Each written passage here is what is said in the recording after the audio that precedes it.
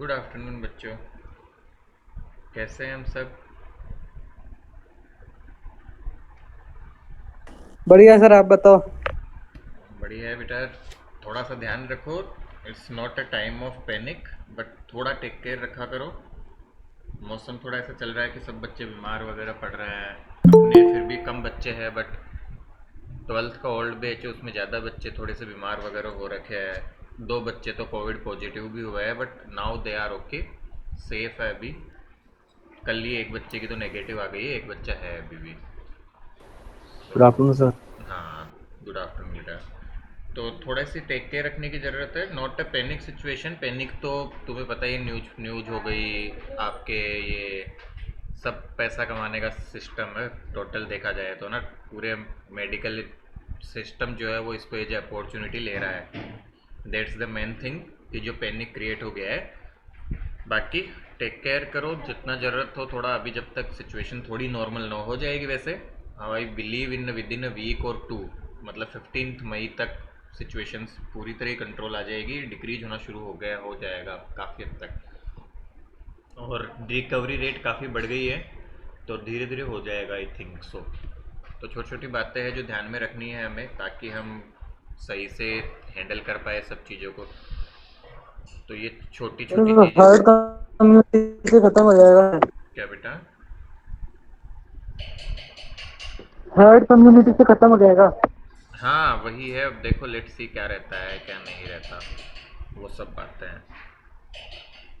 But थोड़ा थोड़ा जितना टाइम बेटा, सी इससे अच्छी अपॉर्चुनिटी नहीं मिलेगी, क्योंकि बिलीव मी, जैसे ही केस वगैरह नॉर्मल जाएंगे, सिचुएशंस थोड़ी भी नॉर्मल होगी डाउन द लाइन, 1 मंथ और 1.5 month, at least twelfth class will resume the schools. ये मान के चलो, क्योंकि गवर्नमेंट भी देख चुकी पिछले साल कितना लॉस हो चुका है, स्पेशली 10th या 12th बोर्ड एग्जामिनेशन से जो रिलेटेड जो है। जैसे थोड़ा नॉर्मल यदि सिचुएशंस आ जाएगी, वैक्सीनेशन बढ़ जाएगा, तो ज़्यादा से ज़्यादा मान के चलो, आई बिलीव कि within 2 months down the lane, जुलाई से तुम जाने लग जाओगे। तो उस केस में बेटा situations will not be in over hand, क्योंकि स्कूल भी जाना है, फिर काम भी है। इतना जो अभी फ्रीडम मिल रही है ना, अभी जो टाइम मिल रहा है तुम्हें, वो नहीं मिल पाएगा बाद में। ये एक थोड़ा सा ध्यान में रखना। और ये मैं पिछले बार भी बच्चों को बोलता था, जैसे ही दीपावली बाद स्कूल शुरू हुआ, सब लोग बोलने लग गए सर आप सही बोलते थे, अब प्रैक्टिकल फाइल बनानी है, ये करना है, वो करना है, टाइम ही नहीं है। So if we can utilize this the time to the fullest, that's the best thing. तो थोड़ा बहुत, और ज़्यादा टाइम भी नहीं देना होता, इतनी क्लास है, उसके अलावा थोड़ी देर और पढ़ लो, दैट्स इट। उतना ही तो टाइम रिक्वायर है, बस क्वेश्चंस करो और याद करो चीज़ों को। तो इतना कर लेंगे तो हमारा काम बन जाएगा। So that is about it. शुरू करते हैं हम कहानी को। बेटा पिछली क्लास में हमने गॉसलो के बारे में सीखा था, गॉसलो के बारे में पढ़ा था, आई होप याद होगा आपको थोड़ा बहुत तो। क्या होता था गॉसलो, कोई बताएगा?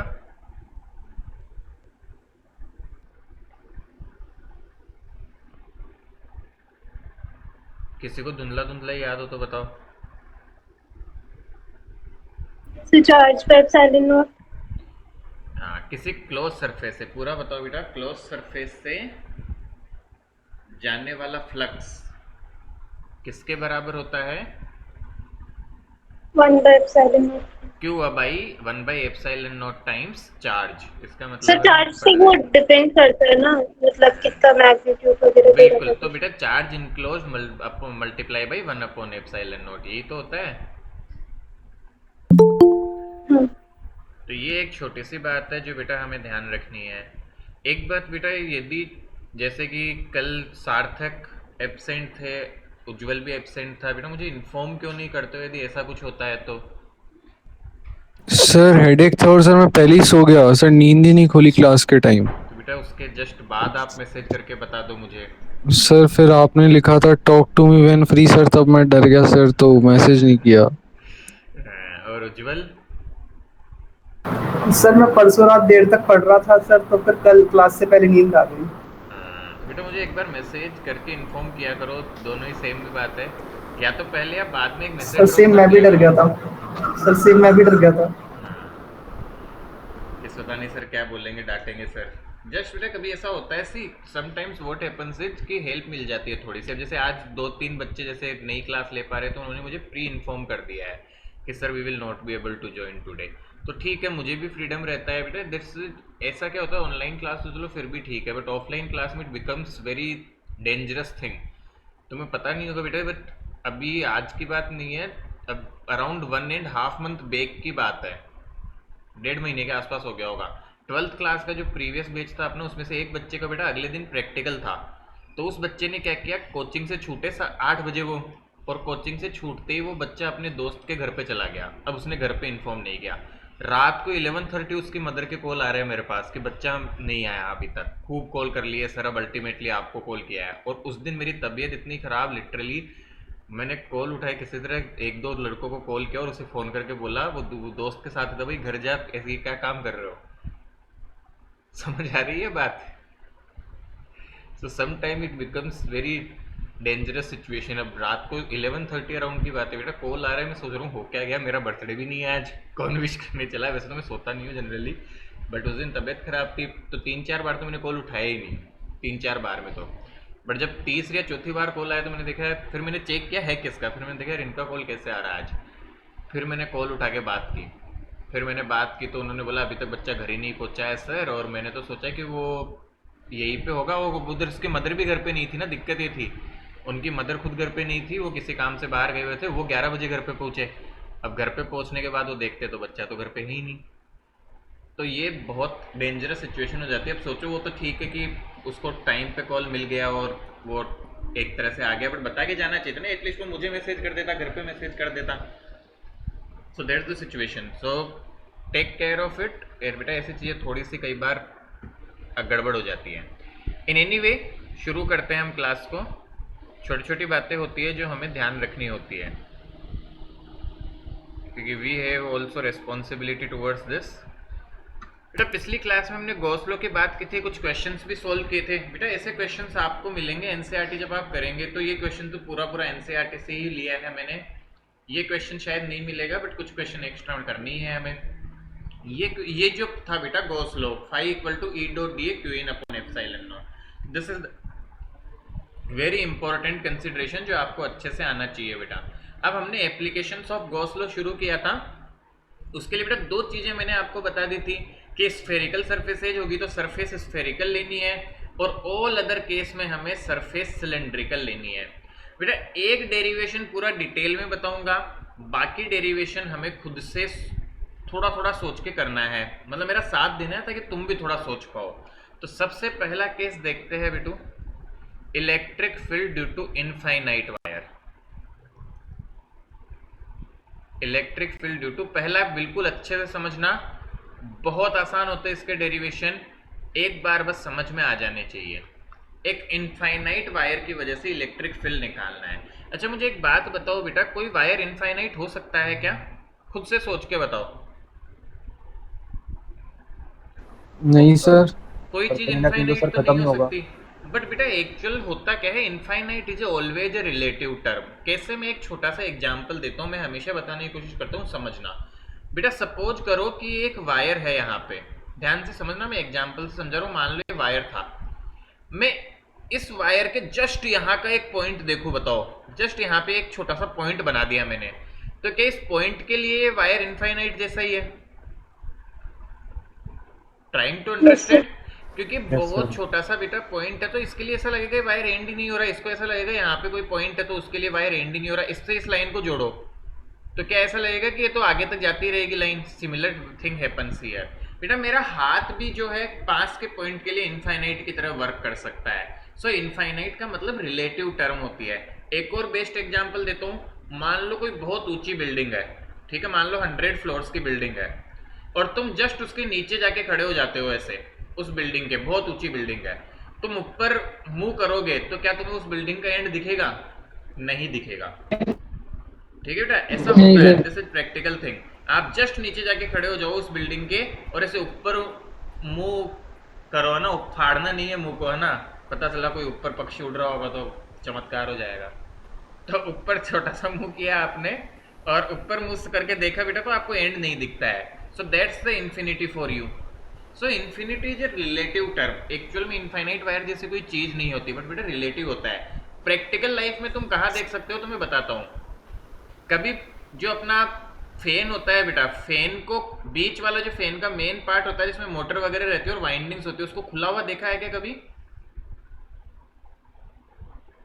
जो फैन यस का सर। बीच में जो मेन बीटर रहता है जिसमें मोटर वगैरह रहती है और पूरा इलेक्ट्रिक सर्किट होता है, यदि उसको खोलते हैं तो उसके अंदर बेटा वायरिंग होती है, और वो वायरिंग इतनी ज्यादा होती है, तुम देखोगे तो इतने से हिस्से में सर बहुत जैसे कई, ट्रांसफॉर्मर में होती है सर। हाँ कई, फिर भी बेटा वहां कम है, इसमें बहुत ज्यादा होती है। इतनी सी में, यस सर। इतनी सी में बेटा कॉपर वायरिंग इतनी ज्यादा होती है, उस पर इतनी रेप्ड होती है वो, मतलब कई किलोमीटर तक चला जाएगा तुम उसे खोलोगे तो। So it becomes very large. तो इतनी सी जगह में तुमने इतने वायर्स रेप कर दिए, so it behaves like infinite for that. तो इसी एक रिलेटिव टर्म है, थोड़ा मैंने समझाने की कोशिश की, थोड़ी सी बात समझ में आती है। That infinity is yes A sir. Relative term. चलो बेटा अब समझते हैं, आगे बढ़ते हैं। तो यहाँ पे बेटू समझो, मैंने क्या किया, हमने एक इनफाइनाइट वायर ले लिया ऐसा। इनफाइनाइट वायर को हम ऐसे दिखाते हैं, थोड़ा सॉलिड और आगे डॉट डॉट डॉट, इस तरह से। और इससे मान लो बेटा कि यहाँ r दूरी पे हमें इलेक्ट्रिक फील्ड फाइंड करना है।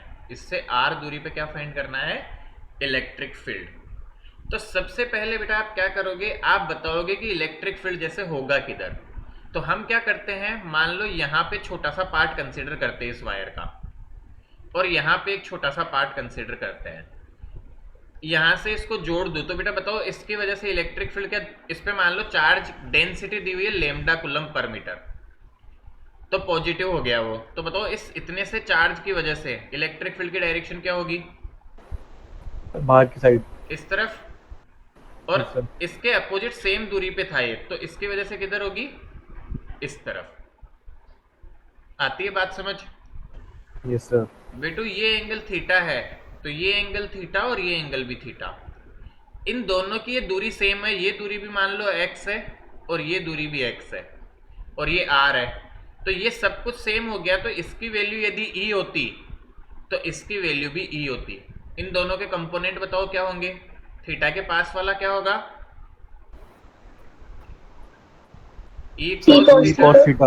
और e cos E theta cos बेटा। थीटा। थीटा के और दूर ई वाला cos थीटा। ऊपर होगा e sin theta sine theta. और e sin थीटा। क्या तुम्हें नजर आ रहा है बेटा कि ये दोनों एक दूसरे को कैंसिल कर देंगे? Yes sir. तो हम क्या बोलते हैं, सबसे पहले तो ध्यान दो बेटा, हम कहते हैं net electric field, electric field at distance r, at distance r from infinite wire, infinite wire is towards right side. Right side, यहां पे बेटा देख सकते हो राइट साइड हम बोल सकते हैं इसको, right side as shown in figure. तो सबसे पहले तो हमने ये बताया कि डायरेक्शन किधर होगी बेटा, ठीक है। तो कैसे बुलाया, डायग्राम बनाया, डायग्राम से हमने बता दिया कि डायरेक्शन जो होगी लेफ्ट साइड होगी। इसके ब्रैकेट में चाहे तो हम लिख सकते हैं since perpendicular components cancel out, थोड़ा और अच्छा हो जाएगा, कैंसल आउट। तो सबसे पहला काम हमने किया, डायरेक्शन बता दी। तो बेटा हर बार इसके ऊपर कोई पॉइंट लूंगा, इसके नीचे कुछ लूंगा, दोनों से ये तो कैंसिल हो जाएंगे, बचेंगे कौन से? केवल हॉरिजॉन्टल वाले। तो राइट साइड में इसकी वजह से डायरेक्शन है। अच्छा अब इधर मैंने बता दी, बताओ इस यहां कोई पॉइंट लेता तो किधर होती डायरेक्शन? लॉजिक से सोचो। तो लेफ्ट साइड। लेफ्ट साइड में। बात समझ पा रही है? तो दूर जाते हुए होती है पॉजिटिव चार्ज से, लॉजिकल भी है बेटा, दूर जाते हुए होती है। अब दूसरा डायग्राम तुम्हें बनाना है बेटा जिसमें हमें गॉसियन सरफेस लेनी है। तो देखो समझते हैं बेटा, ये तो फर्स्ट डायग्राम हो गया। अब सेकंड डायग्राम आपको क्या बनाना है कि आपने ऐसे वायर बनाया और एक गॉसियन सरफेस बनाई। तो बताओ इसके लिए गॉसियन सरफेस कैसी बनाऊं मैं? Sir cube. ना क्या सिखाया था, स्फेरिकल नहीं है तो कैसी बनेगी? सिलेंड्रिकल। सिलेंड्रिकल, बहुत बढ़िया। तो Yes, क्या sir. करो, एक आर रेडियस का सिलेंडर बना दो इसके चारों तरफ, ऐसा बना दिया हमने।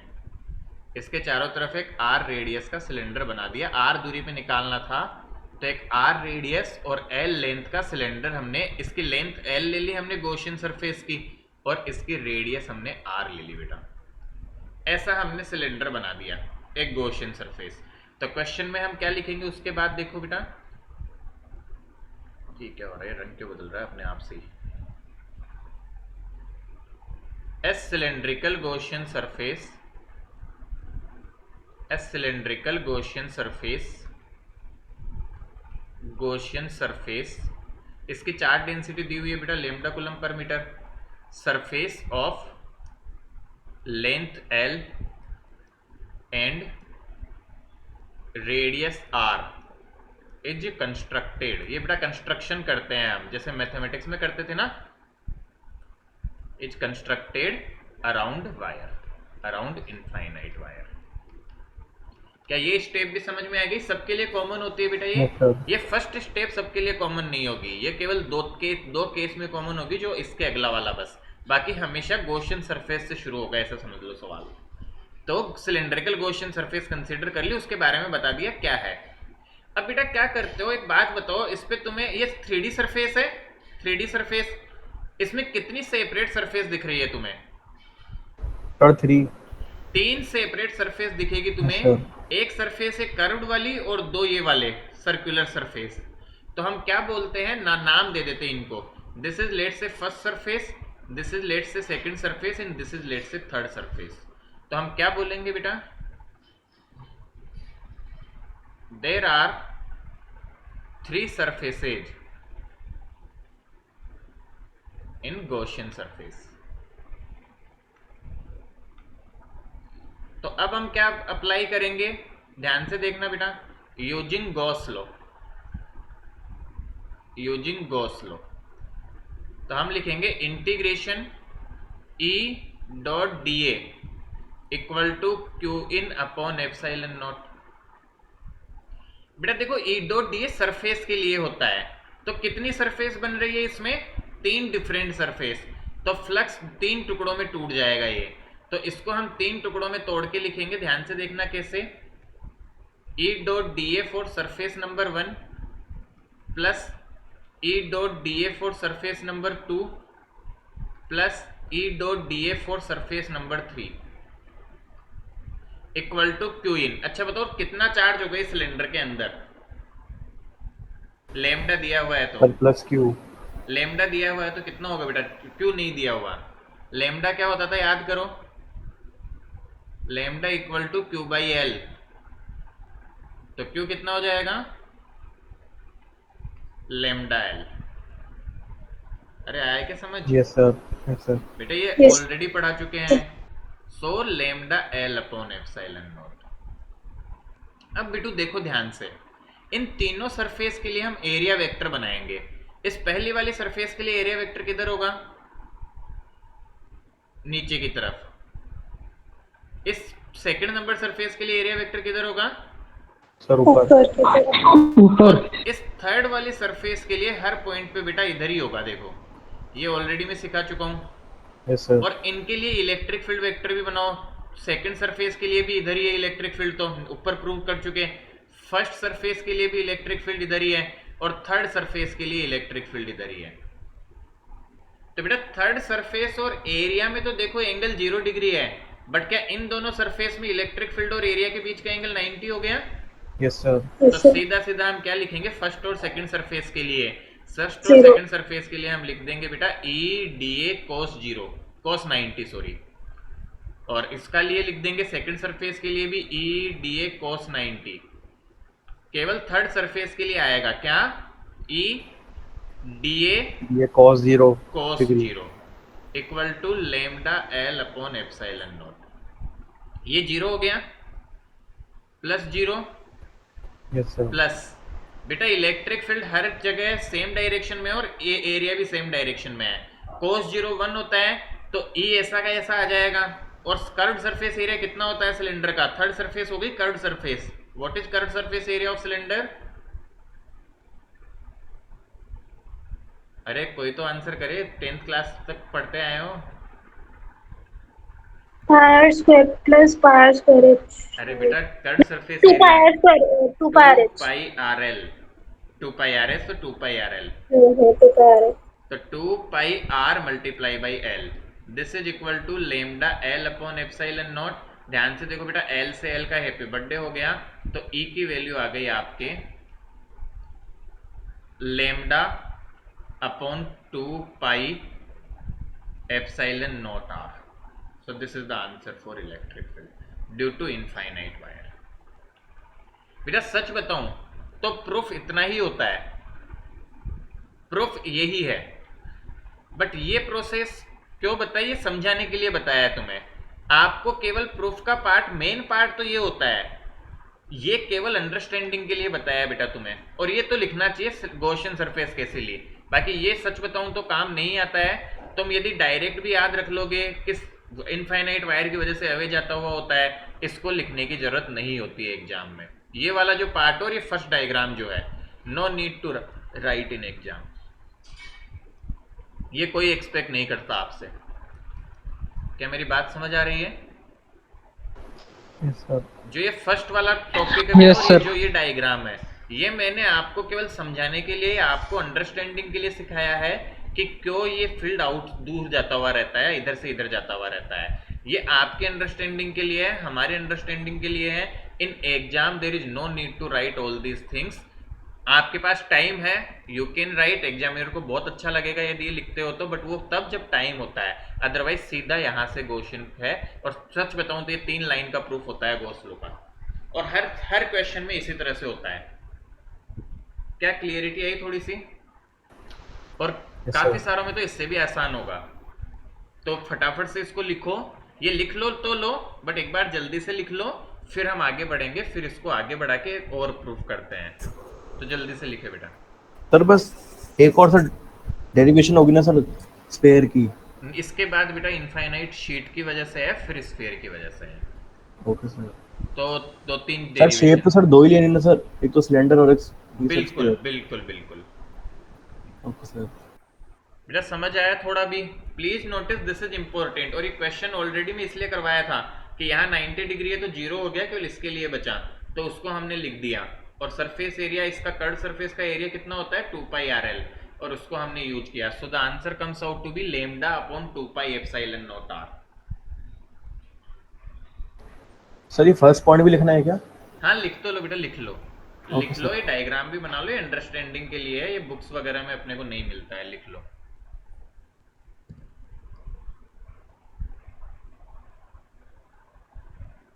हो सकता है ऐसे की बुक में थ्योरी थोड़ी ज्यादा रहती है, तो वो मैंने देखी नहीं बेटा, हो सकता है उसमें हो.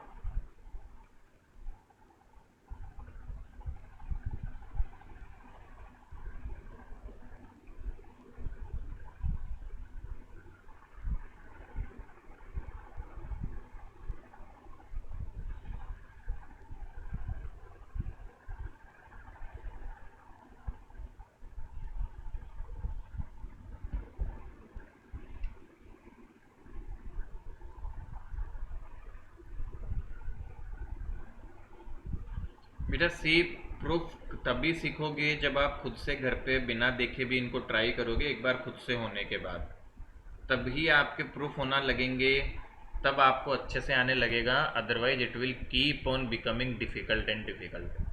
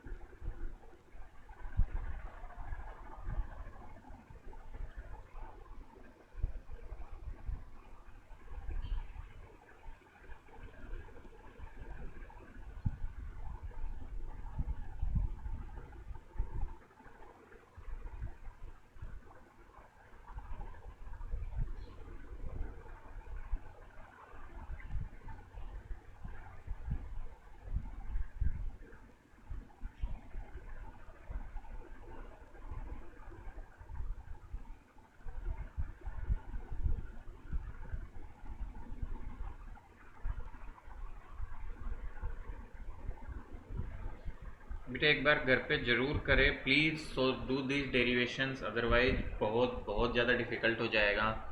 मैं क्लासरूम में तो तुम्हें बिठा बिठा के करवा लेता, बट ज़बरदस्ती भी नहीं करवा सकते अभी।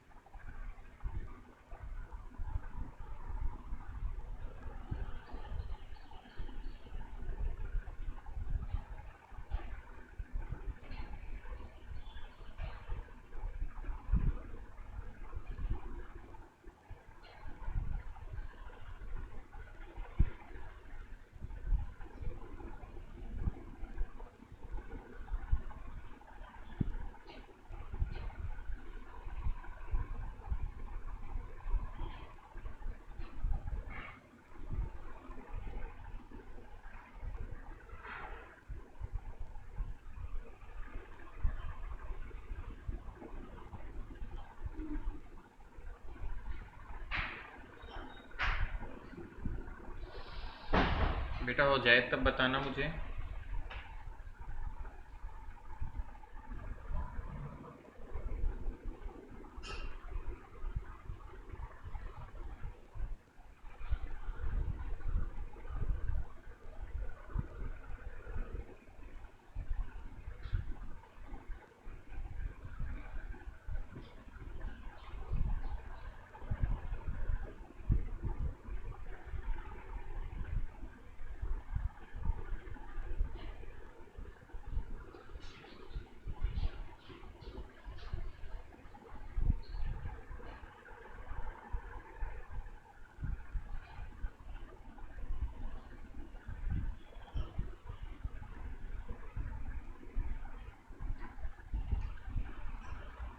डन, बहुत टाइम लगाते हैं। Yes, sir.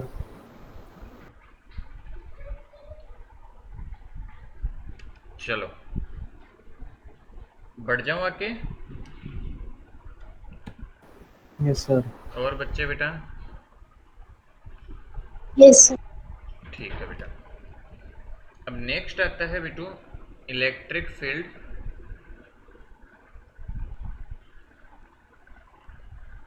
Due to infinite sheet. Infinite sheet का मतलब क्या है? अगेन बेटा एक कोई रेक्टेंगुलर टाइप की ऐसी शीट है जो बहुत बड़ी है, मतलब आगे तक जा रही है। अब इसको भी ऐसे डॉट डॉट करके पूरा दिखाता है ऐसे। तो इसके लिए बेटा अब हम वो वाला पार्ट प्रूफ नहीं करेंगे कि इससे थोड़ी दूर पे इलेक्ट्रिक फील्ड जो होगा वो राइट साइड में होगा। आई बिलीव वो आप आराम से पूरा कर सकते हो कि यहाँ से आप दोनों पॉइंट को लो और वही चीज़ करनी होती है। तो वो अब हम बार बार नहीं करेंगे। तो बेटा क्या किया जाता है, ध्यान से देखो। इसके लिए सरफेस कैसी लेती है? इसके लिए हम Gaussian surface again cylindrical consider करते हैं और वो सिलेंडर ऐसे बीच से जाता हुआ कंसीडर करते हैं, मतलब इसके आर पार जाता हुआ ऐसे। ये सिलेंडर कंसीडर करते हैं हम इसके लिए। ये सिलेंडर कंसीडर किया हमने जिसका क्रॉस सेक्शन एरिया हम बोलते हैं ए है, और इसके लिए चार्ज डेंसिटी दी हुई है बेटा sigma coulomb per meter square. Okay, तो यहाँ पे क्या बोल देंगे हम, सीधा गॉसियन सरफेस के बारे में बताएंगे। A Gaussian surface having cross section area a cylindrical add कर देना बेटा यहाँ, a cylindrical Gaussian surface. A cylindrical Gaussian surface having cross section area A is constructed as shown in figure.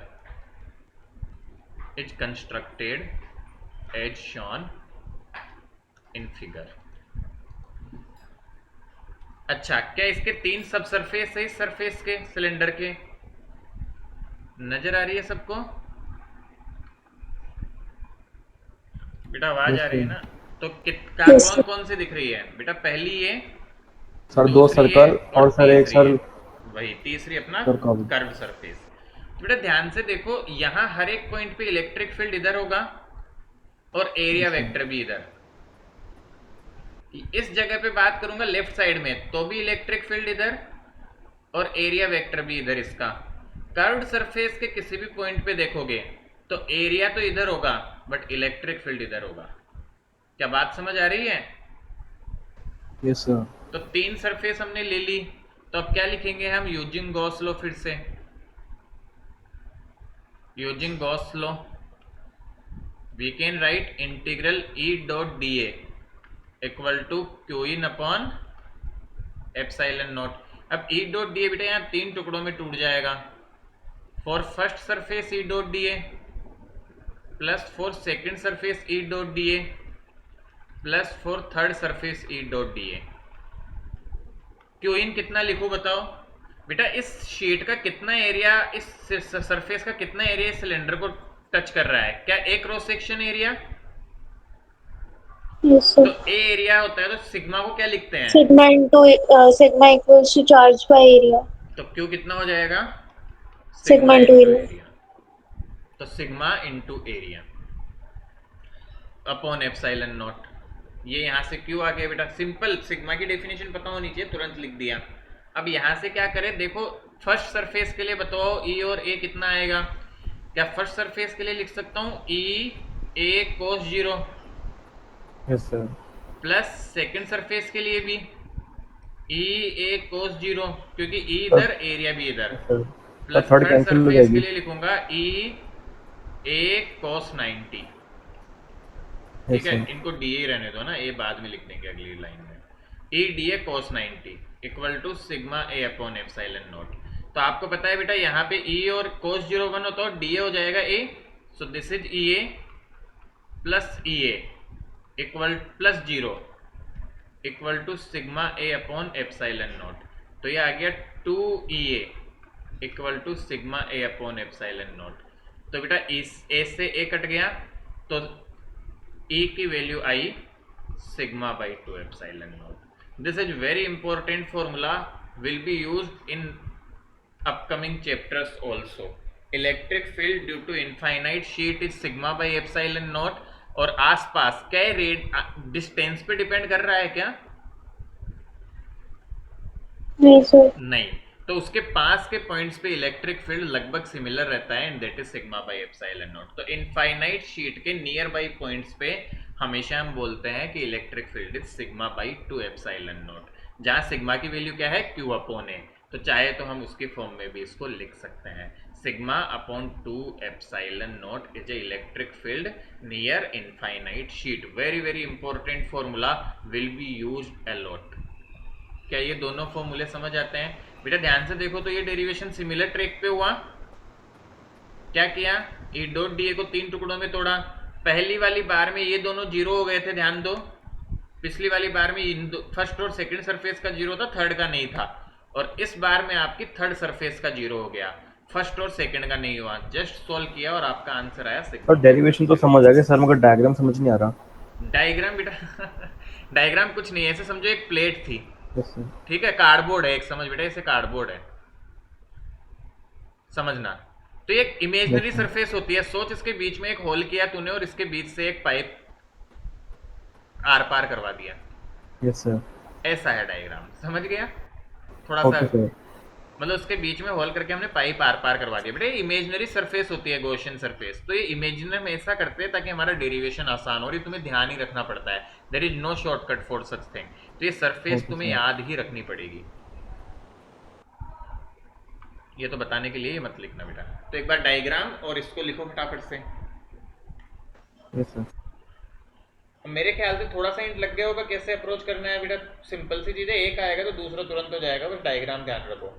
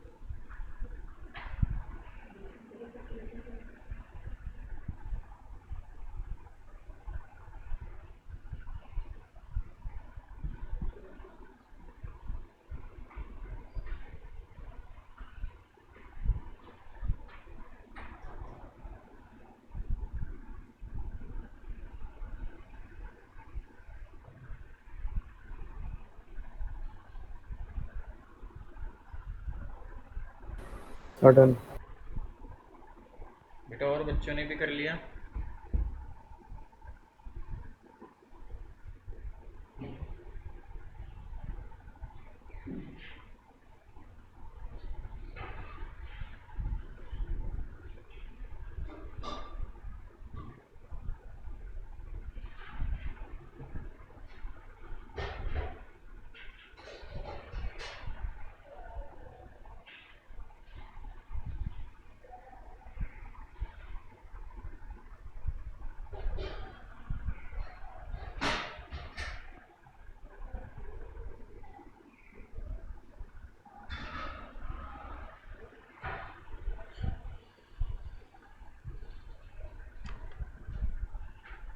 Is it done बेटा?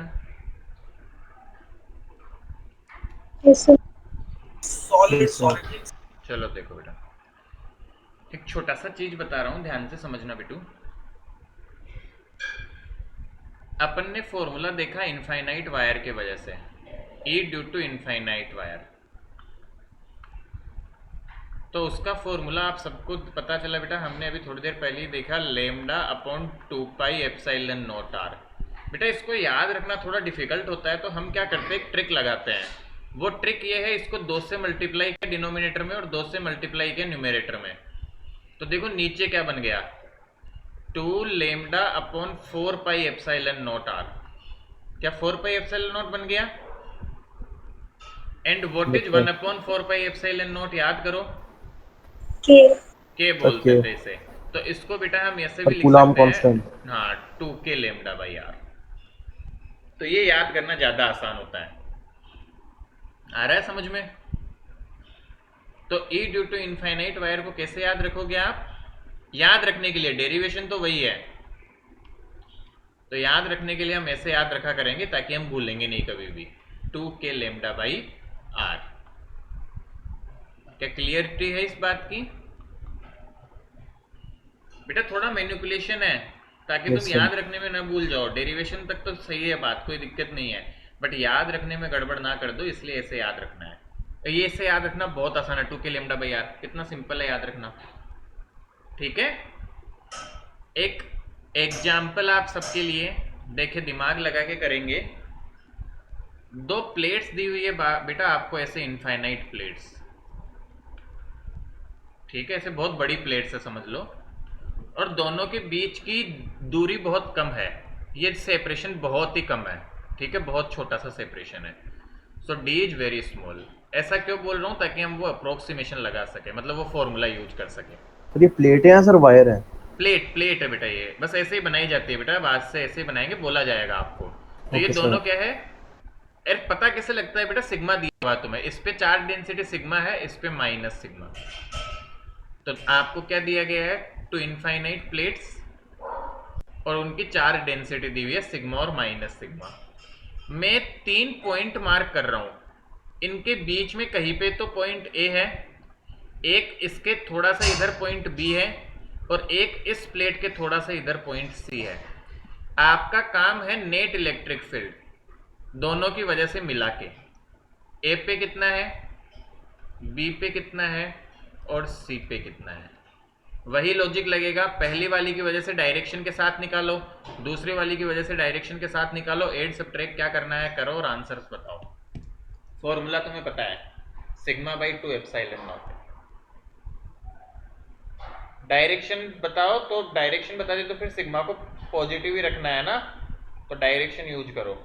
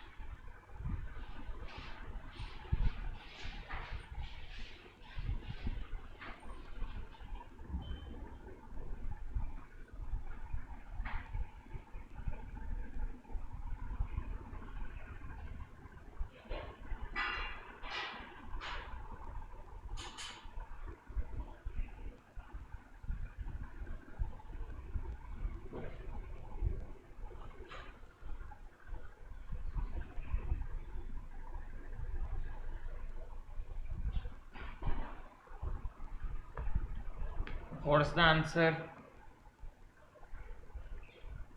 बेटा बहुत आसान है, बहुत आसान। मैं बताऊंगा तो तुम्हें लगेगा कि पता नहीं क्या हो गया। बताओ जरा।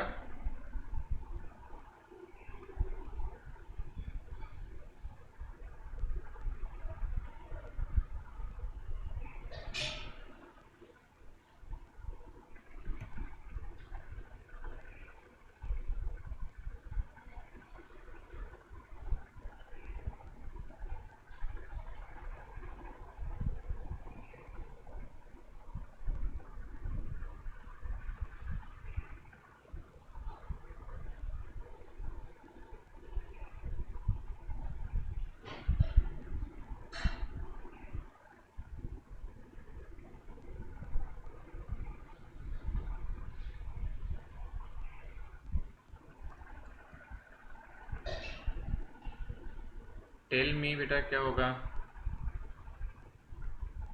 जैसे सुपर एजी में फिर बोल रहा हूँ, तुम्हें खुद को लगेगा कि सर ये क्या ही था और हमें हो नहीं पाया या नहीं किया हमने। चलो देखो इधर ए पॉइंट पे बताओ इस प्लस वाले की वजह से किधर होगा फील्ड, लेफ्ट की राइट? Sir right. राइट। बेटा ये समझ आया सबको?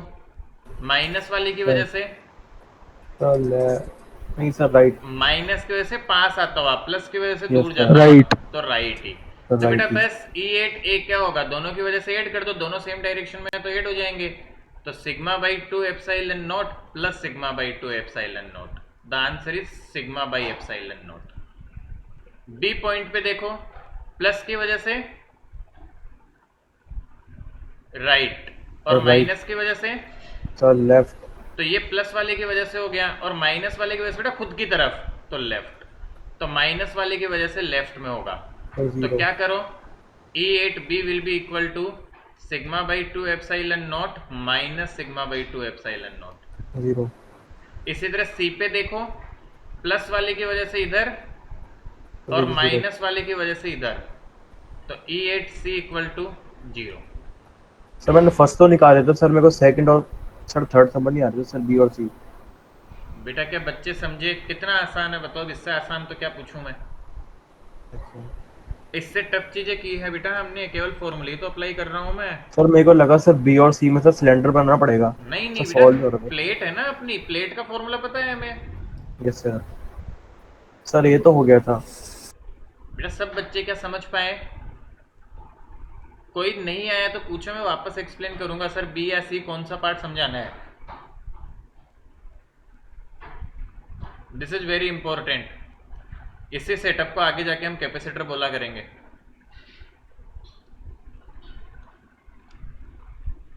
इसी सेटअप को आगे जाके हम एक नया नाम दे देंगे चैप्टर 2 में, कैपेसिटर। और ये चीज काम आएगी वहां बहुत ज्यादा। तो अभी बेटा दिमाग में बिठाओ, पूछो नहीं आ रहा तो। दोनों प्लेट्स के बीच में इलेक्ट्रिक फील्ड होता है सिग्मा बाई एप्सिलॉन नॉट, दोनों के बाहर इलेक्ट्रिक फील्ड होता है 0।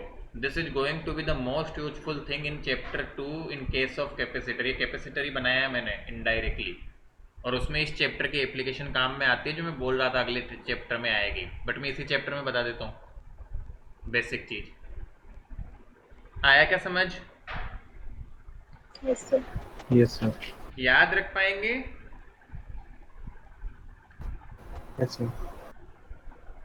ठीक है बेटा, तो आगे बढ़ जाऊं मैं? Yes sir.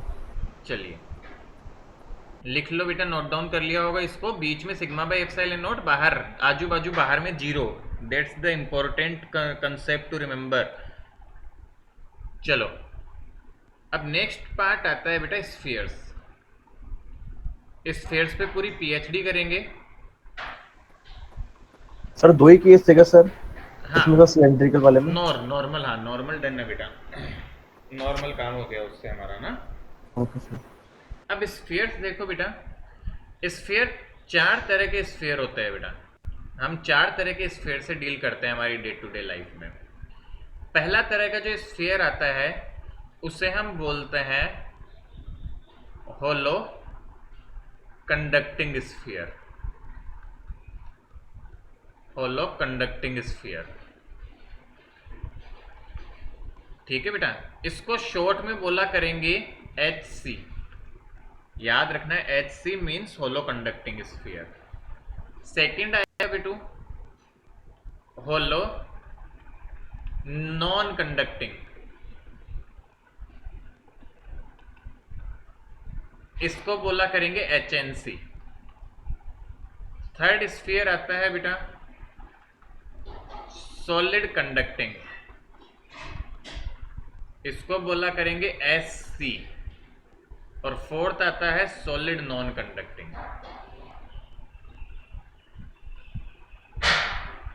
इसको बोला करेंगे हम SNC। तो 4 कैटेगरी के स्फीयर्स होते हैं हमारे पास। तो बेटा 4 कैटेगरी के हैं, बट इनकी डीलिंग एक साथ हो जाती है। कैसे, आइए समझते हैं। बेटा होलो स्फीयर है तो बताओ उसके अंदर में चार्ज भर सकते हैं क्या?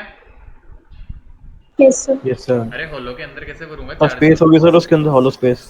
अरे उसमें चार्ज रखने के लिए बेटा कोई मटेरियल चाहिए, कोई मटेरियल को मिलता है charge.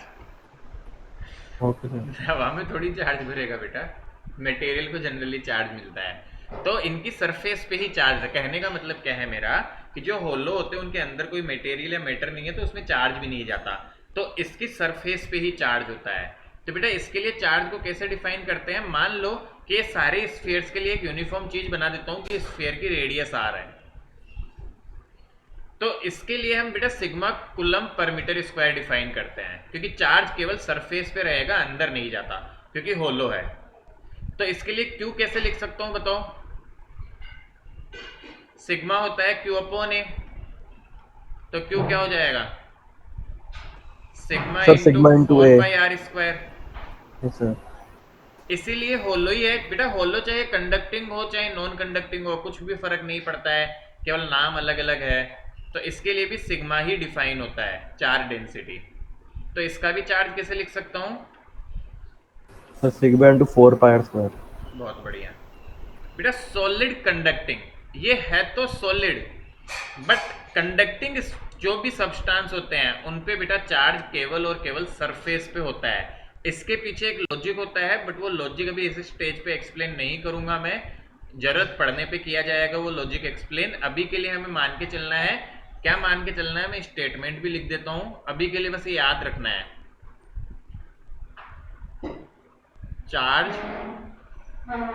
Always reside on surface of conductor.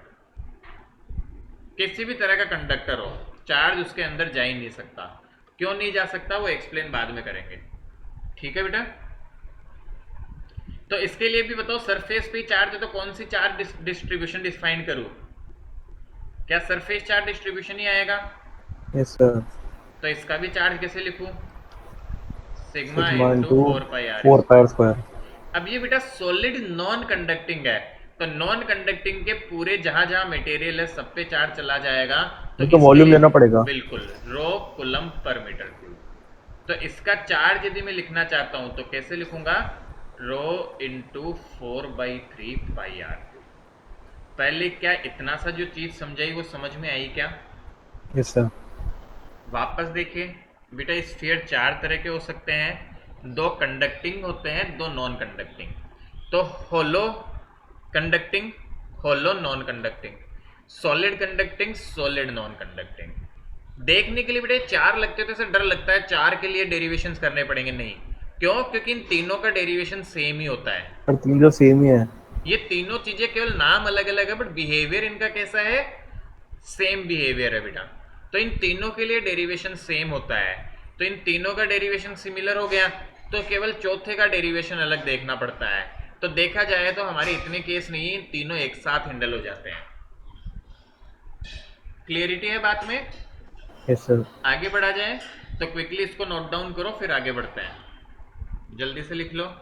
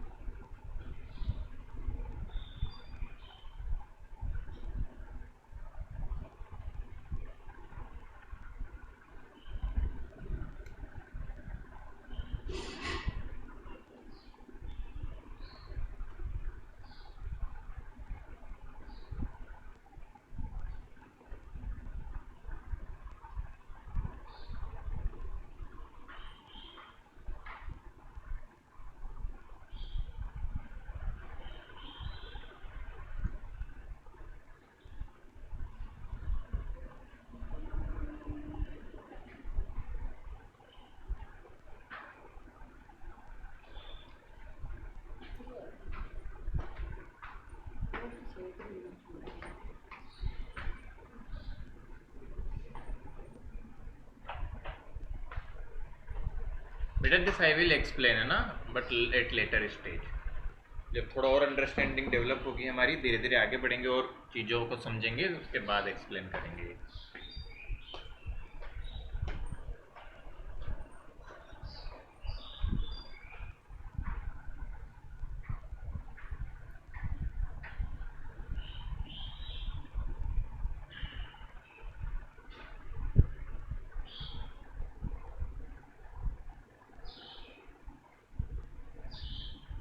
लिख लिया हमने? Yes sir. डन। चलो बेटा आगे बढ़ूं।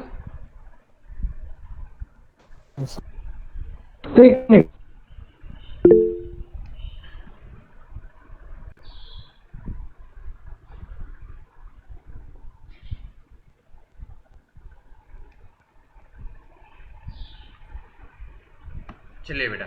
Yes sir. अभी देखो छोटी सी चीज, पहला हम हैंडल करते हैं E due to hollow conducting, hollow non conducting and solid conducting, तीनों एक साथ ही होते हैं।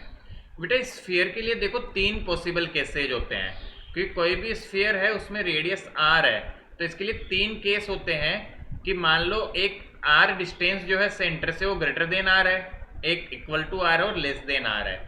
तो 3 केस के लिए हमें करना होता है। पहला केस हम लेते हैं case 1, when distance from centre is greater than radius of the sphere. तो बताओ बेटा, इसको करने के लिए सबसे पहले डायग्राम बनाएंगे। तो डायग्राम बनाऊंगा तो ध्यान से देखो, मैं क्या बोलूंगा कि मान लो ये स्फीयर है जिसकी रेडियस r है, और इसके सेंटर से बेटा मुझे निकालना है कैपिटल स्मॉल r दूरी पर। तो बेटा इसके स्मॉल r डिस्टेंस की हमें क्या लेनी पड़ेगी, बताओ जरा। गॉस लॉ लगाना है तो क्या बनाऊं? Sir sphere. Gaussian surface of radius small r। तो हमने small क्या r। बोला, यहाँ पे सबसे पहले क्या लिखेंगे बेटा, a Gaussian surface of radius r is constructed as shown in figure. तो डायग्राम इंपॉर्टेंट गॉसियन हो जाता है। स्फीयर बोल सकते हैं, गॉसियन स्फीयर। हाँ बोल सकते हैं बेटा, वो सरफेस बोलना वो एक टर्मिनोलॉजी है, बाकी चल जाता है, ऐसा कुछ नहीं है हार्ड एंड फास्ट रूल। अब बेटा ध्यान दो, इस गॉसियन सरफेस के किसी भी पॉइंट पे देखो, क्या मैं इस पॉइंट पे देखूंगा तो चार्ज पूरा का पूरा अंदर रखा हुआ है, सिग्मा दी हुई है हमें, तो क्या इलेक्ट्रिक फील्ड दूर जाता हुआ होता है प्लस चार्ज से, और स्फीयर के ऊपर एरिया भी दूर जाता हुआ होता है।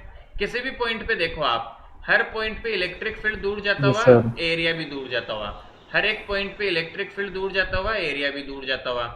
तो हम क्या करेंगे, गॉस लॉ लगाएंगे इसके लिए, using Gauss law integral E dot dA equal to Q in upon epsilon not. अच्छा बताओ कितना चार्ज इस गॉसियन सरफेस के अंदर, क्या जितना टोटल चार्ज स्फीयर के ऊपर है वो पूरा का पूरा गॉसियन सरफेस के अंदर है? Yes sir. बिल्कुल है सर। तो देखो ध्यान से क्या आ जाएगा, यहाँ पे हम E डॉट dA को लिख सकते हैं E dA cos 0 equal to Q in कितना है, टोटल चार्ज जो इसके अंदर है स्फीयर के, क्यू मान लो उसे अपॉन एप्सिलॉन नॉट, और आपको अंदर मन ही मन पता है क्यू किसके बराबर है, सिग्मा इंटू 4πr²। चलिए यहां से E बाहर आ जाएगा, integral dA equal to Q by epsilon not. अच्छा स्फीयर का सरफेस एरिया कितना होता है, 4πr², और ये गॉसियन सरफेस के लिए होता है बेटा एरिया, तो गॉसियन सरफेस है ये, इसके लिए क्या एरिया लिखूंगा, 4πr²। यहां बच्चे गलती कर जाते हैं, this dA is area of Gaussian surface. वो क्या कर जाते हैं यहाँ पे वो कैपिटल R ले लेते हैं, नहीं गॉसियन सरफेस लेनी है बस, equal to Q by epsilon not. तो ध्यान से देखो आंसर क्या आ गया, E equal to Q upon 4π epsilon naught r²। What is 1/4π epsilon naught, sir के। तो आंसर आया k³ बाई r²। कुछ जाना पहचाना फॉर्मूला लग रहा है क्या? सर इलेक्ट्रिक फील्ड का सर ये। Electric field. हाँ इलेक्ट्रिक फील्ड ये निकाला है, तो क्या ये इलेक्ट्रिक फील्ड का फॉर्मूला है बेटा? उसके लिए क्या बोलते हो आप? पॉइंट चार्ज के लिए याद है ना? किसी चार्ज से r दूरी पे इलेक्ट्रिक फील्ड, किसी चार्ज से r दूरी पे इलेक्ट्रिक फील्ड का फॉर्मूला यही तो होता था। यस सर, हाँ याद है सर। सेम फॉर्मूला आपका स्फीयर का भी आता है। तो स्फीयर का याद रखना बहुत आसान हो जाता है। कैसे याद रखते हैं? जो चार्ज का आता है। अच्छा एक बात बताओ, सेकंड केस देखो, r बराबर r, तो क्या इसी फॉर्मूले में स्मॉल r की जगह कैपिटल R रख दूं क्या? Yes sir. बस। तो अब देखो इसका डेरिवेशन सुन, एक बार ध्यान से देखना बेटा। एग्जाम में यदि केस 1 नहीं आता है और केवल केस 2 आता है तो फिर तुम्हें ऐसे डेरिवेशन करना पड़ेगा। क्या बात समझ आ रही है? यहाँ हम तो गॉसियन सरफेस सर वही तो बनेगा सर जो हाँ, सर्कल में देंगे। बिल्कुल बिल्कुल। अब यहाँ पे बेटा r, यदि हमें r हम पहले निकाल चुके हैं तो मैं इसमें डायरेक्ट r को r रख सकता हूँ। तो केस 2 जब ये r डिस्टेंस कैपिटल R के बराबर हो जाए तो इस केस में मैं डायरेक्ट आंसर लिख सकता हूँ E equal to KQ upon capital R का स्क्वायर। आ गई बात समझ? Yes sir. बेटा R को कैपिटल R रख दिया कितने भी दूर हो। केस थर्ड काफी इंटरेस्टिंग है, ध्यान से देखना। केस 3 इज वेरी इंटरेस्टिंग, जिसमें क्या होगा ध्यान से देखना बेटा कि आपका स्फीयर है, उसकी कैपिटल रेडियस R रेडियस और इससे R दूरी पे निकालना है। अब के बार R इज लेस देन छोटा R, गॉसियन सरफेस बनेगा। तो अब के बार छोटी गॉसियन सरफेस बनाई हमने। Yes but sir. अब के बार ये इंटरेस्टिंग बहुत है बेटा। क्या इन किसी भी स्फीयर में अंदर में चार्ज रखा हुआ है क्या? Yes sir. नहीं है, क्योंकि इनके तो सर बाहर में ही रहता है ना बेटा चार्ज, तो अंदर चार्ज ही नहीं है। तो सिमिलर रूल लगाएंगे हम। ध्यान से देखना क्या आएगा। कोई गेस कर सकता है क्या आंसर होगा? इलेक्ट्रिक फील्ड अंदर sir KQ by R square minus small r square, मतलब r माइनस r स्क्वायर। ध्यान से देखो, इस गॉसियन सरफेस के अंदर चार्ज कितना है?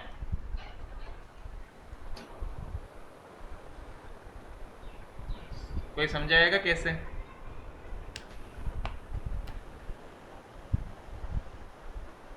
अरे बेटा जी पूरा चार्ज सरफेस पे है। इन तीनों में पूरा चार्ज सरफेस पे होता है, अंदर चार्ज होता ही नहीं है। तो इस गॉसियन सरफेस के स्फीयर के अंदर है,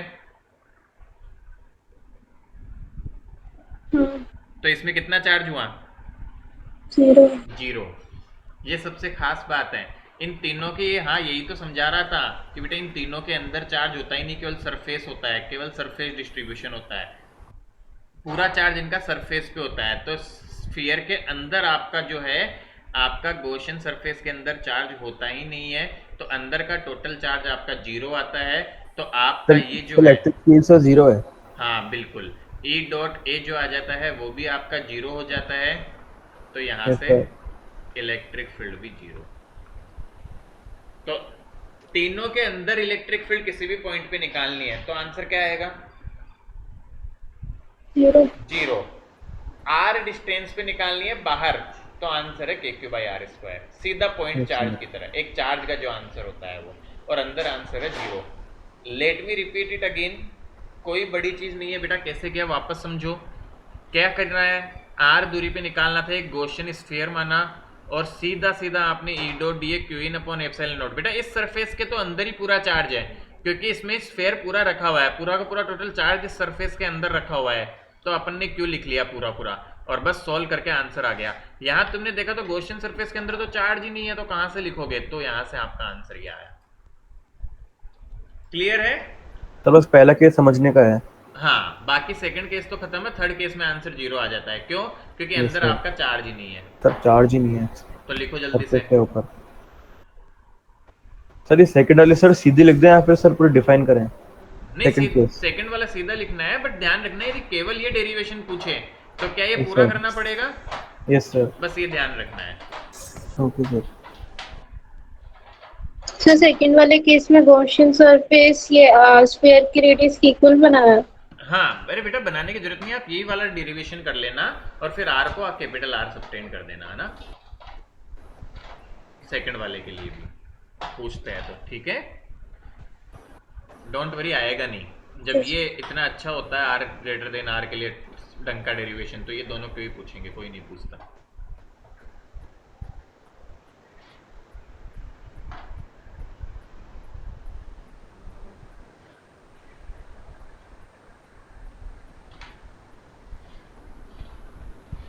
राइट दिस डाउन बेटा, डेरिवेशंस बहुत इंपॉर्टेंट है। वैसे तुम्हें थोड़ा बुरा लगेगा जान के कि रिड्यूस सिलेबस में ही हटा दिया गया था स्फीयर्स।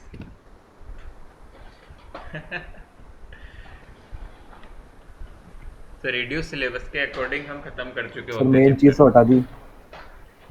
नहीं ऐसा कुछ नहीं है बेटा कि हटा दिया तो क्या किया जा सकता है, हटा दिया था रिड्यूस सिलेबस में, बट मैंने पढ़ाया था फिर भी बच्चों को पिछले साल हटने के बाद में मैंने सब कुछ कवर करवाया था कि कहीं ना कहीं काम तो आता ही है, हम कुछ ना कुछ एग्जाम देंगे या कुछ भी करेंगे तो पढ़ाया तो मैंने तब भी था, बट ये हटा दिया। तो बोर्ड के पर्पज से जो नालायक है उनको पढ़ने की जरूरत नहीं होती थी पिछले साल तक ये।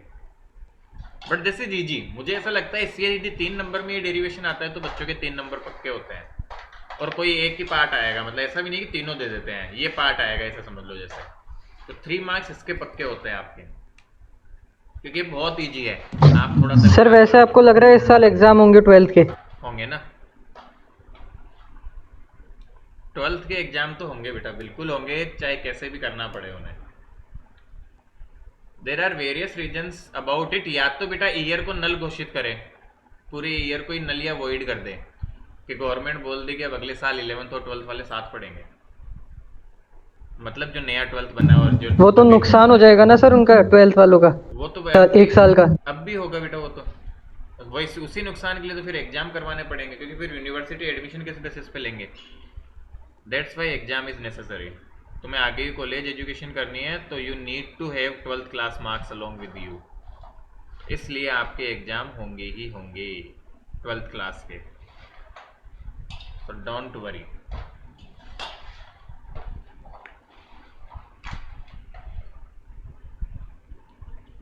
मेरे 12th एग्जाम्स के जैसे 10th के मार्क्स जो है वो तो सब्जेक्ट लेने में ही डिसाइड करते हैं, 12th के मार्क्स आपका कॉलेज डिसाइड करते हैं बेटा, and this is very necessary, very necessary.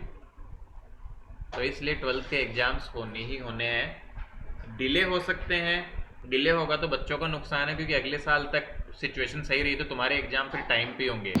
और कितने डिले होंगे सर? तो उससे क्या होगा बेटा कि 11th और 12th जो है ना उनमें एक सेमेस्टर का फर्क रहेगा केवल, तो तुम्हारी ईयर वाले ही कहलाएंगे कॉलेज में, सेम ईयर वाले ही होंगे वो। Sir done. और बच्चे लिखो क्विकली।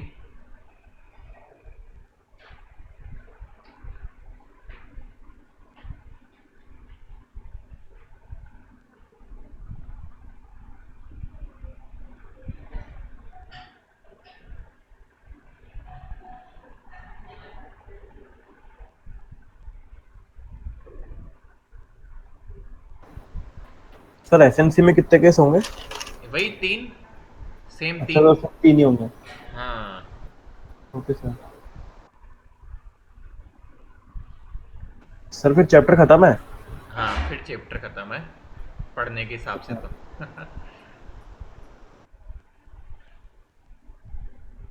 बढ़ू बेटा मैं आगे, लिख लिया? Yes sir.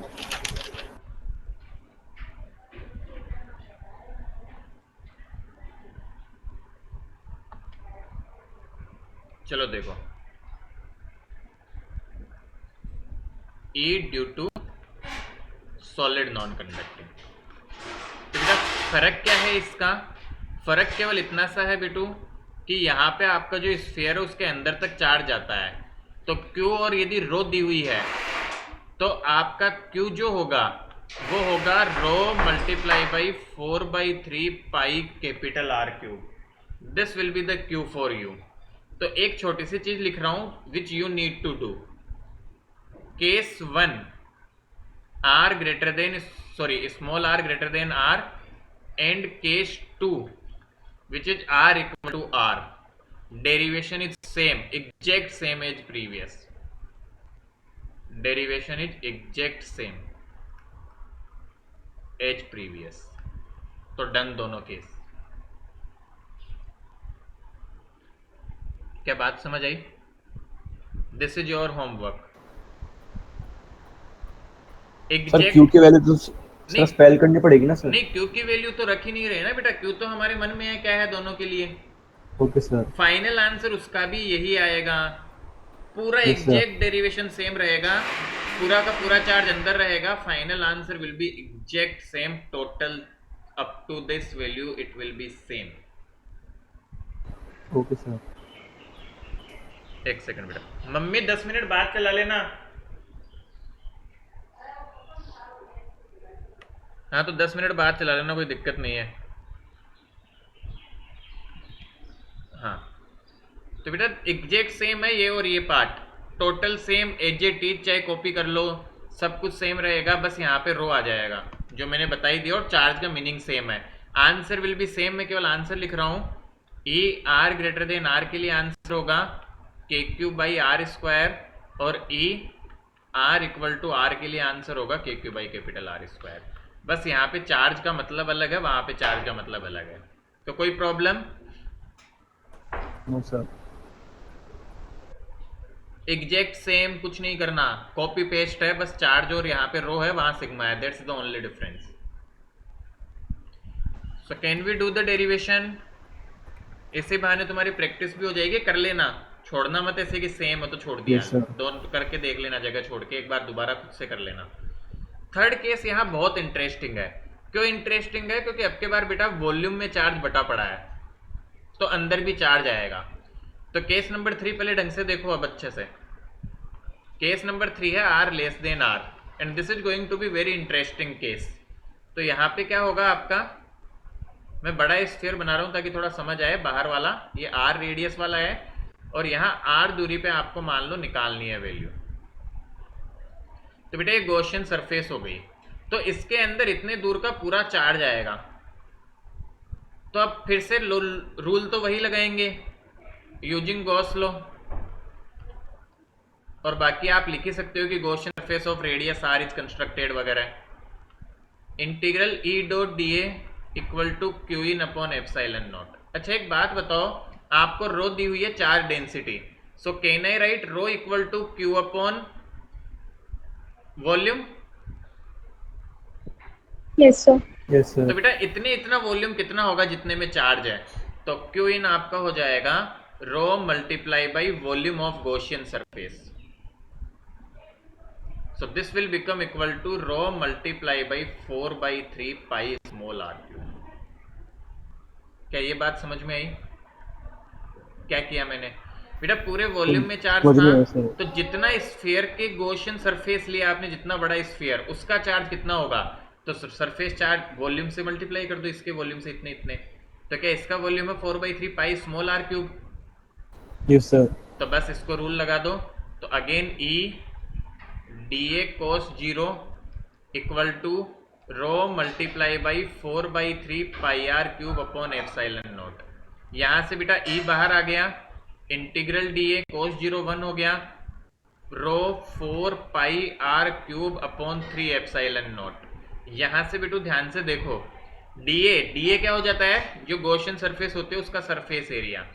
तो E into 4 pi R square is equal to rho 4 pi R cube upon 3 epsilon nought. यहाँ से 4 पाई से 4 पाई गया, आर स्क्वायर से आर क्यूब का हैप्पी बर्थडे हुआ, आंसर बचा E equal to rho R upon 3 epsilon naught.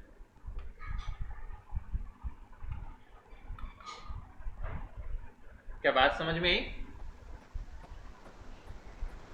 Sir समझ तो आ गई सर, एकदम लिखित सर ये थोड़ा। हाँ, इसमें बेटा ये केवल ध्यान रखने का है, this is the something new. वहां पे तीसरे केस में अंदर का चार्ज 0 हो गया था, बट इस केस में अंदर का चार्ज आ गया, तो this is something new for us. बाकी कोई भी नई चीज नहीं है यहाँ, बस ये एक नई चीज आई है हमारे पास में, तो ये थोड़ी सी अलग से ध्यान में रखनी पड़ती है यहाँ पे, रो आर अपॉन 3 एप्सिलॉन नॉट। तो याद रखना है, आसान है, टफ नहीं है, ध्यान रखोगे तो बिल्कुल याद रहेगा बेटा। डन? तो इसको लिख लो जल्दी से।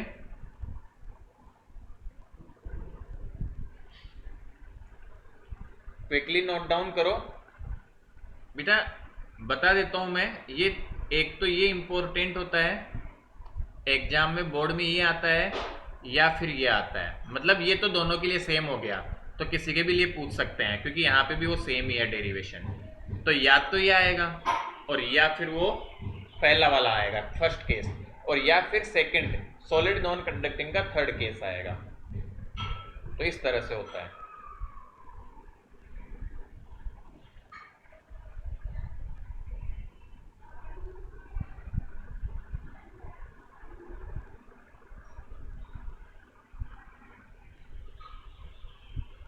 Done sir.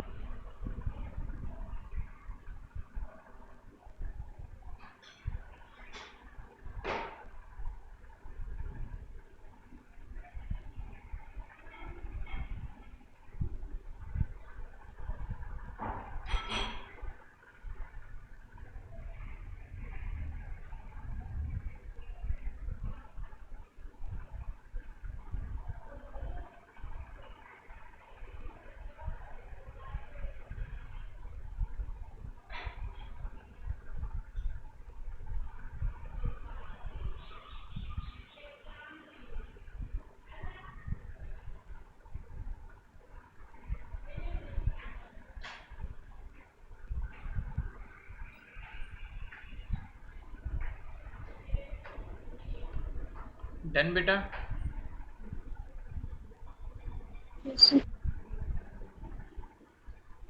ये ध्यान देने की बात है बेटा, केवल एक ही चीज चेंज हुई है, देखो आपका चार्ज लिखना, दैट्स इट। बाकी कुछ भी नया नहीं है यहाँ पे, एवरीथिंग इज सेम। वहां अच्छा, पे done। बस चार्ज का अलग था बस। ये दोनों कर लेना ताकि प्रैक्टिस हो जाएगी और याद भी हो जाएगा। अब बेटा एक लास्ट चीज बचती है, ग्राफ आपके इलेक्ट्रिक फील्ड का इसके साथ में, रेडियस के साथ में।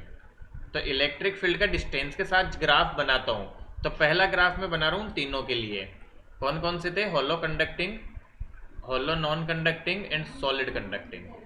तो बेटा देखो अंदर तो इलेक्ट्रिक फील्ड 0 है, कब तक?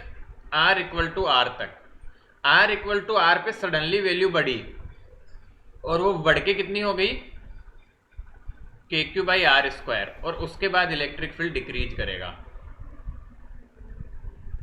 E inversely proportional to 1/r square. क्या ग्राफ समझ में आया? Yes sir. यहाँ पे कंफ्यूज करेगी Yes, sir. ये लाइन कंफ्यूज करेगी, लाइन नहीं आएगी यहाँ, है ना? ये वाली लाइन ही 0 वाली है, यहाँ है ये लाइन, ऐसे समझो 0 है अंदर में। इसी तरह जब मैं सॉलिड नॉन कंडक्टिंग के लिए बनाऊं तो देखो कैसा बनेगा। तो बेटा ध्यान से देखो, अंदर में इलेक्ट्रिक फील्ड दूरी के प्रोपोर्शनल है सॉलिड नॉन कंडक्टिंग में।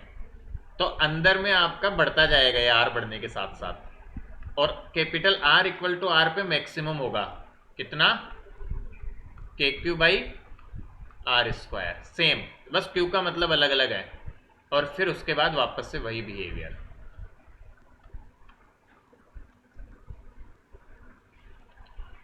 बात समझ आई? तो इस तरह से दोनों ग्राफ बनाए जा सकते हैं। सीधा सीधा बढ़ रहा है, फिर डिक्रीज कर रहा है, इस पे मैक्सिमम, यहाँ पे 0 था, फिर सडनली बढ़ा सरफेस पे, फिर डिक्रीज करना शुरू कर दिया। तो ये दोनों ग्राफ होते हैं आपके। ये हो जाएगा आपका सॉलिड नॉन कंडक्टिंग के लिए। जो डेटा आया, जो आंसर आया बेटा, उसी के बेसिस पे ग्राफ बन रहे हैं। तो ये चीजें हमें समझनी है, हमें अच्छे से करनी है। कोई दिक्कत?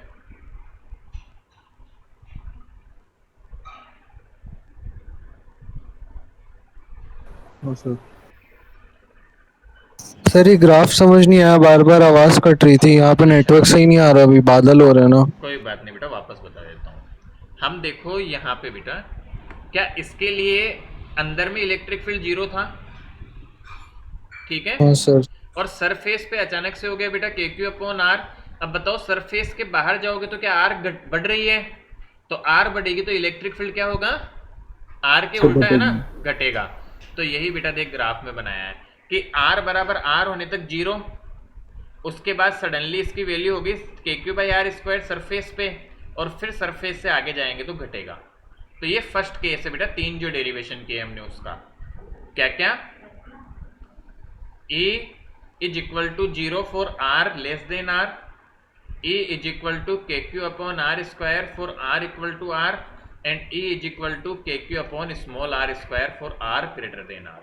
सिमिलरली यहाँ देख बेटा, E इक्वल टू कितना है, rho R upon 3 epsilon nought. कब, जब R लेस देन R है, तो R के डायरेक्टली प्रोपोर्शनल, मतलब डायरेक्ट बढ़ रहा है बेटा। जैसे जैसे तुम्हारी वैल्यू बढ़ रही है वैसे वैसे इलेक्ट्रिक फील्ड भी बढ़ रहा है R बढ़ने के साथ साथ। इसी तरह बाकी तो सेम है, बाकी वाला ये सेम, टॉप हो गया वहां और फिर डिक्रीज कर गया। क्लियर? पक्का? याद कैसे रखें इनको बेटा? देखो इनके दोनों के ये आंसर तो सेम है, K Q by capital R square R equal to R, और K Q by small R square R less than R greater than R. तो बेटा ये दोनों आंसर याद रखना बहुत आसान है। मान लो कि जो चार्ज है स्फीयर का वो सेंटर पे रखा हुआ है, तो हम क्या बोलते हैं, एक नोट करके बेटा स्टेटमेंट दे रहा हूं मैं golden, for outside points, for outside points, for outside points charge of sphere can be assumed. बेटा ये अज्यूम कर सकते हैं, ऐसा होता नहीं है, can be assumed to be kept at centre. तो बेटा मान लो कि पूरा का पूरा चार्ज सेंटर पे रखा है, तो उससे आर दूरी पे इलेक्ट्रिक फील्ड का फॉर्मूला यही हो जाएगा, तो आपको अलग से याद रखने की जरूरत ही नहीं है। तो कैसा ये याद रखो ये स्टेटमेंट कि वो तो पूरा चार्ज सेंटर पे मान लो, तो आर दूरी पे कितना होगा, K Q by R square, charge की वजह से। बस ये दो अलग से याद रखो कि इन तीन के अंदर जीरो होता है और यहाँ पे ये रो आर 3 एप्सिलॉन नॉट होता है। तो ये याद रह जाएगा मेरे ख्याल से। तो क्लियरिटी है बेटा? Yes sir. चलो, तो अब ये आपका वर्क है, इसको कंप्लीट करोगे, कंप्लीट करोगे तब भी समझ आएगा बेटा। सारे डेरिवेशंस वगैरह करो और सारी चीज़ों को अच्छे से फॉलो अप करो। कल जो अपनी क्लास है I will take doubts of solution chapter. परसों बेटा टेस्ट रखा था मैंने, बट मैं क्लास लूँगा संडे को, क्योंकि अगले थर्सडे क्या है, मेरी मदर का बेटा वैक्सीनेशन का डेट आया है ना, तो उनको वैक्सीन लगवानी है मुझे, तो थर्सडे को अपन क्लास नहीं रख पाएंगे, ठीक है? तो थर्सडे हम क्लास नहीं रख पाएंगे, तो थर्सडे को मैं आपका टेस्ट शेड्यूल करूंगा। अंडरस्टूड? बात समझ आ रही है? तो संडे की जगह टेस्ट होगा थर्सडे को, और हो सका तो मैं दोनों चैप्टर का ही रख लूंगा, आपके फिजिक्स का भी फर्स्ट चैप्टर का और केमिस्ट्री के भी चैप्टर का, क्योंकि इतना टाइम पहले बता रहा हूं मैं, और केमिस्ट्री तो होने ही वाला था संडे। ऑलराइट, और संडे हम बेटा क्लास रख लेंगे उसकी जगह, ताकि हमारी जो थर्सडे क्लास नहीं होगी उसका कंपनसेशन भी हो जाएगा, और यदि डाउट्स वगैरह होंगे उनको और डिटेल में हम पढ़ लेंगे। ओके ठीक सर है? फोर्स ऑन डाइपोल कब बताओगे? क्या बेटा? फोर्स ऑन डाइपोल वाला सब टॉपिक। फोर्स ऑन डाइपोल बता, अच्छा वैसे ठीक है बेटा, मैं करवा दूंगा, संडे ही कर लेंगे अपन, ठीक है? याद दिलाना हमें, संडे कर लेंगे definitely. Thank you okay sir. बेटा, thank you. Thank you sir.